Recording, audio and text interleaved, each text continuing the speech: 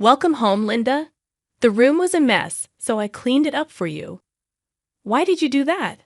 When I got home, not a single item was left in my room, I said, shocked.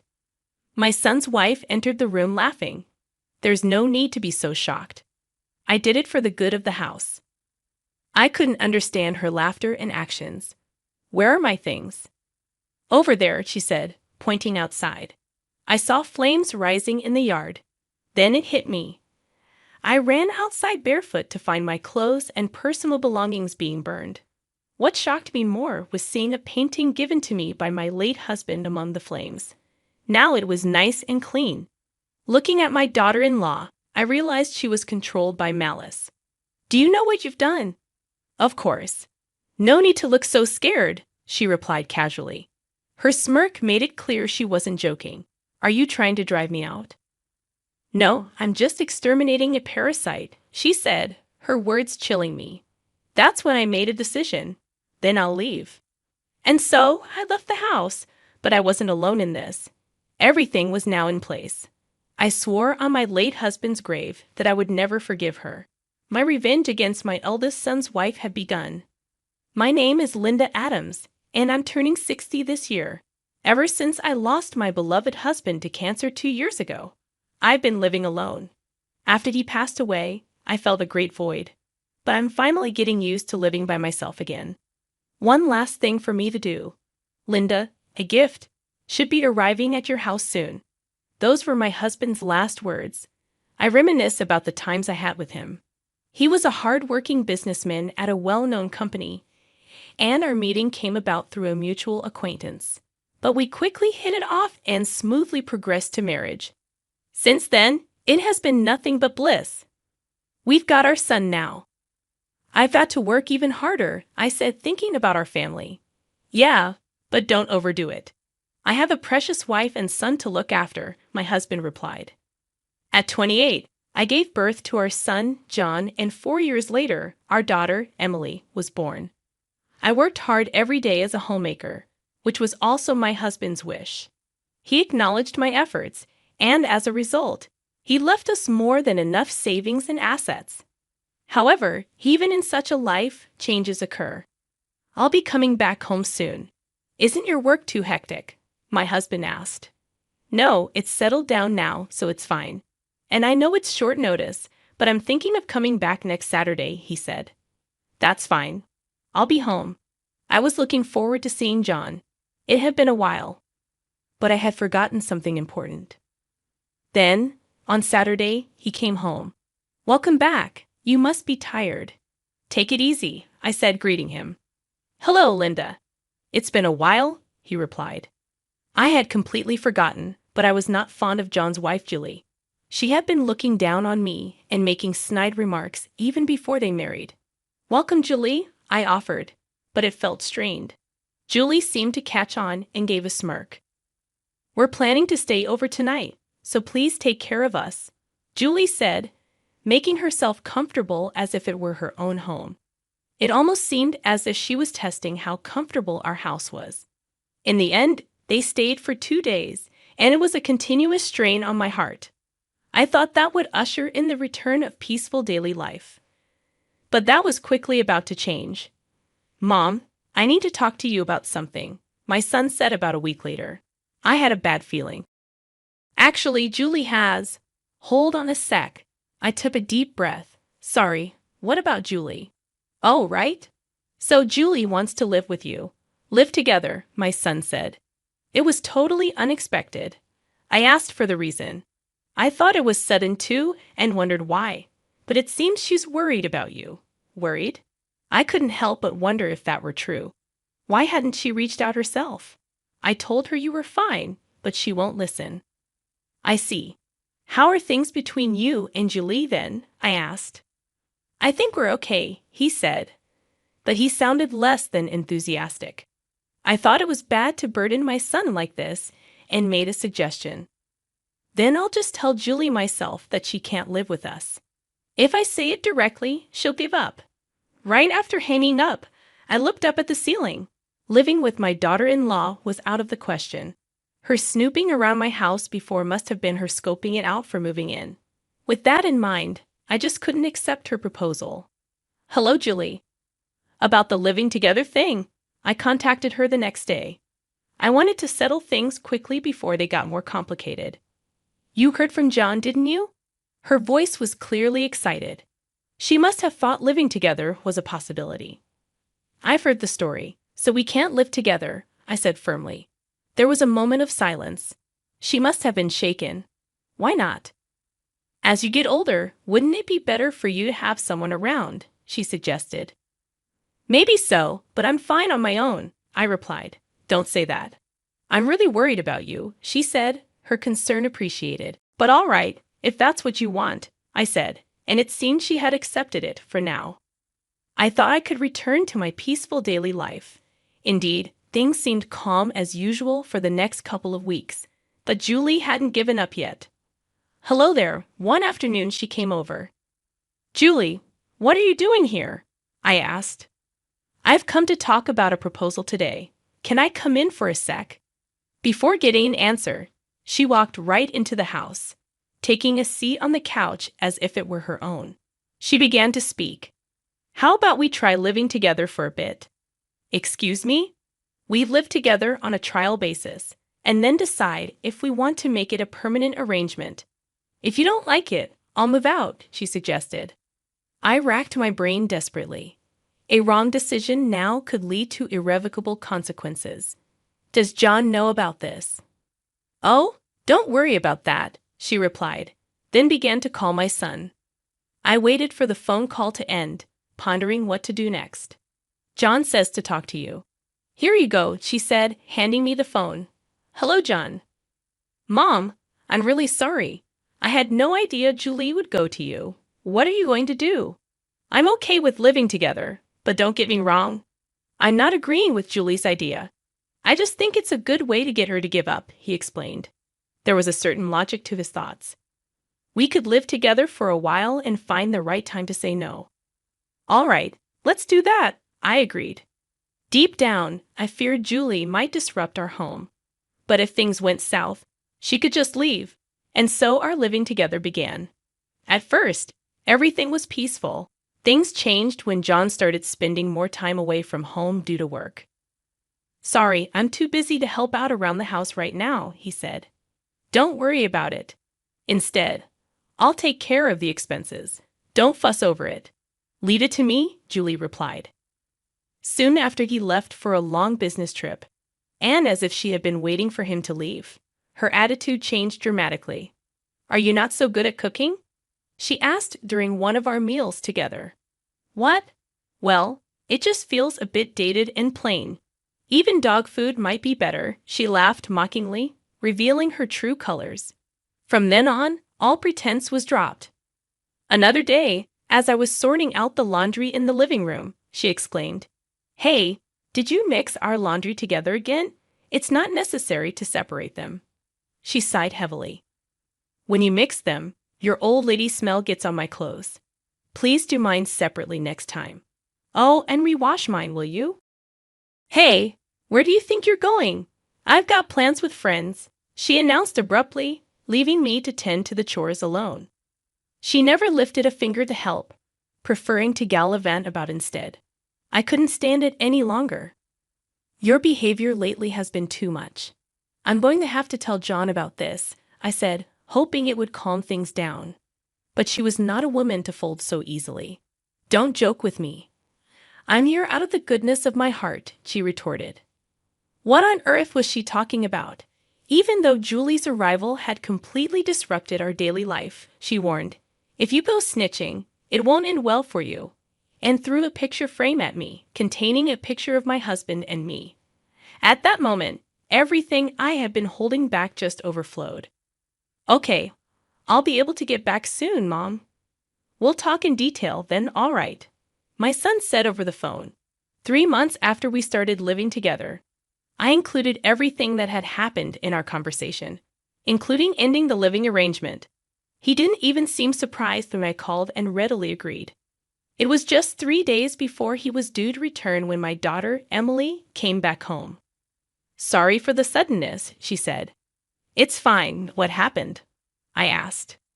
As I listened to her, she revealed that her husband's infidelity had led to her divorce. You can stay here for a while. You've been through a lot, after all, I offered, but there was a problem. I explained the current situation to her. So Julie is living with you, right?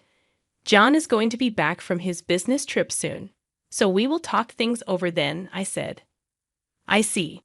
I'm the newbie here, but I'll help out as much as I can, Emily said reassuringly. That night, when Julie arrived home, she asked, Hey, Emily, why are you here?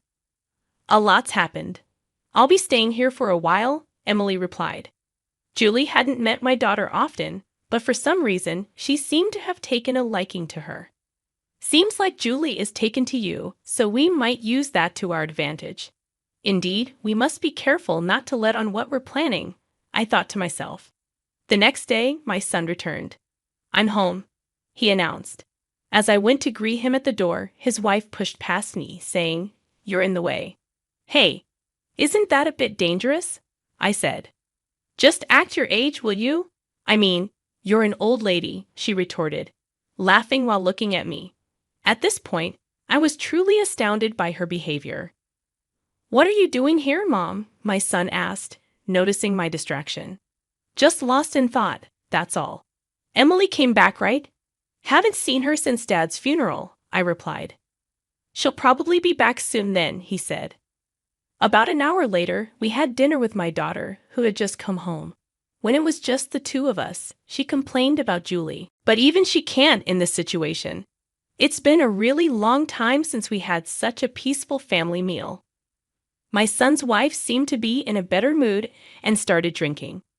Julie, don't you think you're drinking too much? I asked. I'm fine. This is nothing, she replied, dismissing my concern. Is she not good with alcohol? My daughter asked. I don't think that's the case, I replied, but my son's wife continued to pick on me, emboldened by the alcohol. Why don't you have a drink with us? She insisted. I'm not good with alcohol, I said. What? What are you talking about? You can't deny my request, she said, becoming increasingly aggressive. That's enough, right? You're clearly drunk, my daughter intervened. I'm still okay. I'm worried too, I said. In the end, Julie was taken to her room by my daughter. Looks like Julie's gone to sleep. If she's drunk and asleep, she won't be up for a while, so it should be fine, my daughter reassured us. Then it's time for the main event, my son said, and so the three of us talked about Julie. We intended to tell her that we were going to dissolve the living arrangement anyway. Are you okay with that, John? She is your wife, after all, I asked. I had my share of the blame for letting things get out of hand. But what's the right thing to do? My son pondered. We were at our wits' end, and no good ideas came to mind. Then my daughter asked a question. First off, why did Julie want to live with us in the first place? She asked. Hearing that, I indeed wondered. I realized I had never asked her or my son for a clear reason. John, don't you know anything? My daughter pressed. Last time I asked, she said she was worried about Mom, but that's probably a lie. Like, what if it's this house she's after? It's pretty big after all, my son speculated. That could be possible.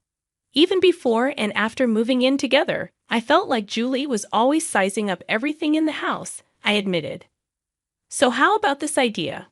My daughter proposed, and it was a suggestion we hadn't even considered. It might be a burden on Mom, my son pointed out. After a bit of thought, I realized it might be a good way to break the current stalemate. Yeah, since it's Emily's idea, why not go for it? I suggested. What do you think, John? My daughter asked.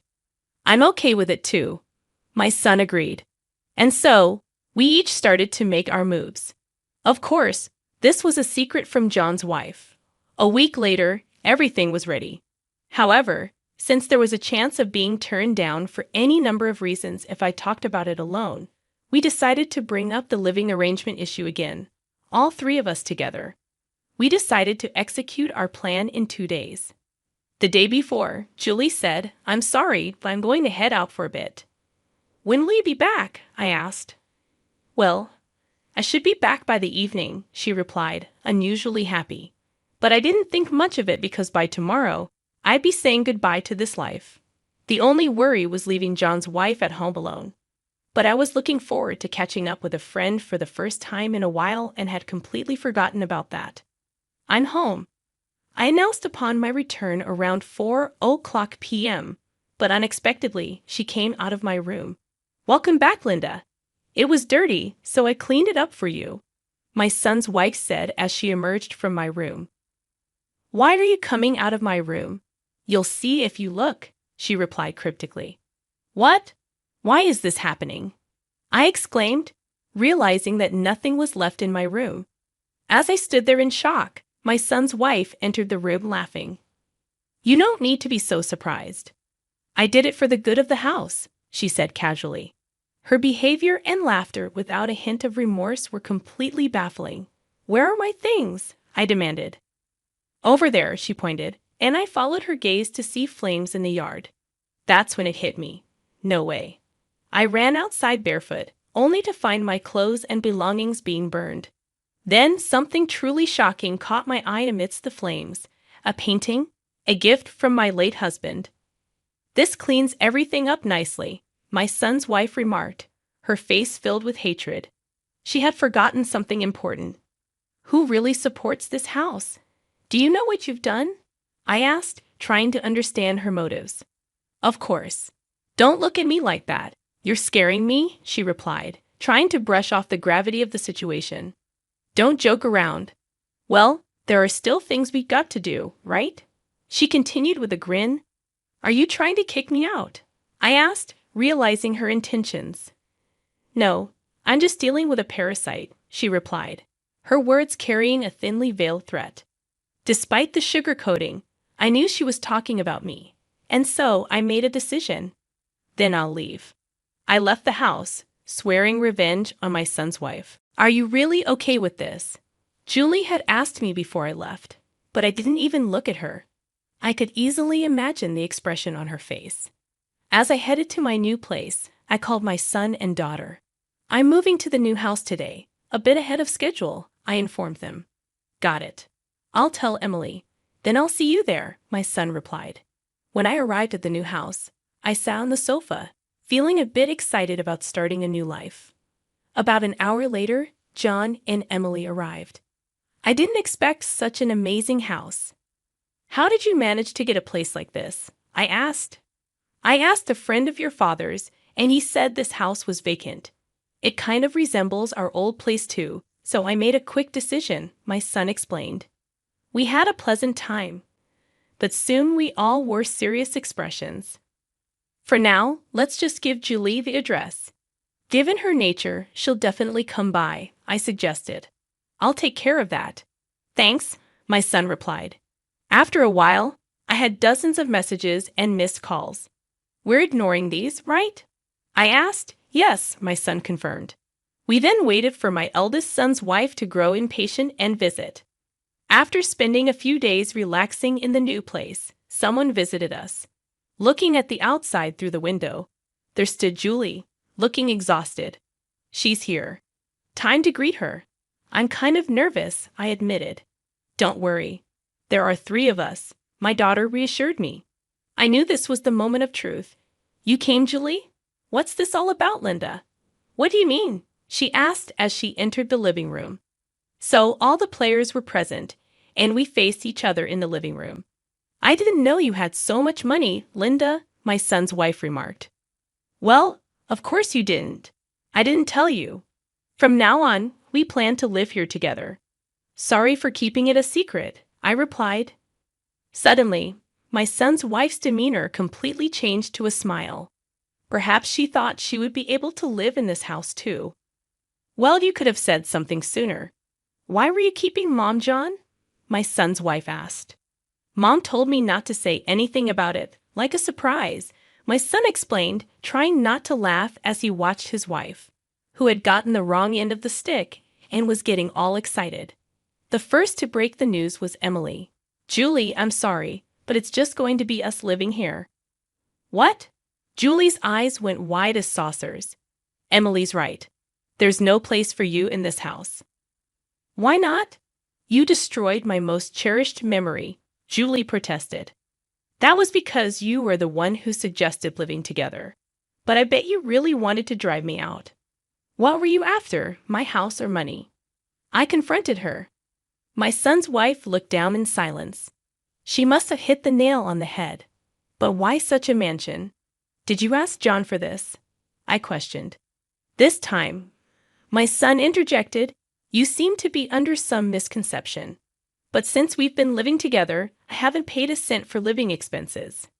That's a lie, my son's wife explained. It's not a lie. I didn't want to burden John, so I paid for everything. You wouldn't know that, I explained. Then she started to smile at me ingratiatingly. We got our wires crossed a bit. But there's still time to make it right. Let's start over, my son's wife insisted, going on and on about how much better it would be for her to live with us. Finding the situation absurdly funny, I took her hand and smiled sweetly. You're the parasite. Why don't you take a good look at yourself in the mirror, John? Say something. You're on my side, right? I thought I was. But there's no excuse for this level of awfulness, my son replied, clearly torn. Don't be ridiculous. Why am I the one? Just give it up. No matter how much you beg, this fact won't change, I added firmly. But I will never forgive you for what you did to me, my son's wife protested, desperation evident in her voice. No one in the room was on my son's wife's side, not even her husband. As I watched her face contort with despair, I felt the weight lifting off my shoulders. So, you need to leave this house and that house too. That house too. Well, that house is in my name, and I can't let a stranger live there, she argued. A stranger? You mean sadly, that's the situation, I replied calmly. At that, my son's wife began to scream, throwing and smashing things around her. Call the cops, John. Stop her. Okay, I got it. My daughter quickly phoned the police. Stop this rampage now. Hey, back off. My son intervened, trying to calm the situation. Finally, the chaos was brought under control when my son tackled and restrained his wife. In the end, Julie was escorted away by the police, glaring at us as she got into the squad car. But at this point, there was nothing we could do. I felt no sympathy, just a sense of serves you right. Above all, she was getting her just deserts for ruthlessly destroying the memories of my husband. After everything that's happened, I can't live with her anymore. I have faith that he will handle things well, my son affirmed. I'm counting on you. Afterward, I replied. John and Julie got divorced, of course. It wasn't an easy process. She cried and screamed during the discussions with the lawyers, trying to garner sympathy, but my son dismissed it outright. I was present as well, just astonished by her pitiful display. Cut it out already. Please, keep out of this. It's your fault this is happening. Stop blaming others. You brought this upon yourself, my son asserted firmly. That's right. Just stop it. No matter how much you beg, I'm not changing my mind. That's the way it is, I added, smiling to show that I meant it. Since that day, Julie stopped complaining, and we finally had peace. I felt a slight easing of the guilt I had towards my husband. Turns out, Julie, now evicted and jobless, was hopping from one friend's house to another, having become a housewife upon marrying my son. She had no employment. Is it okay for us to live here now? My son asked tentatively. Indeed. I've said plenty to Julie, but don't worry about it. You're welcome to stay as long as you like, I reassured him. The ashes may remain, but not all memories of my husband have disappeared. From now on, the three of us will walk towards a bright future together.